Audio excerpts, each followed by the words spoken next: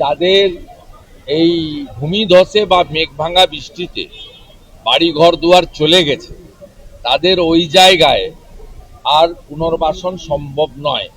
সে সরকারি দিক, বেসরকারি দিক, রাজনৈতিক দলই দিক, সাংসদ বিধায়ক জোগাড় করে দিক, জিটিএ দিক বা কোনো ব্যক্তিই দিক, ওইখানে ওদের ঘর করা সম্ভব নয়।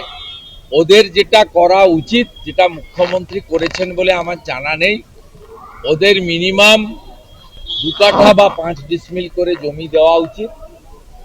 এবং পাহাড়ে যেহেতু অন্যভাবে ঘর হয়, সমতলের মতো বাড়ি ঘর করা যায় না, তাদের একটু জায়গা লাগে, স্পেস লাগে।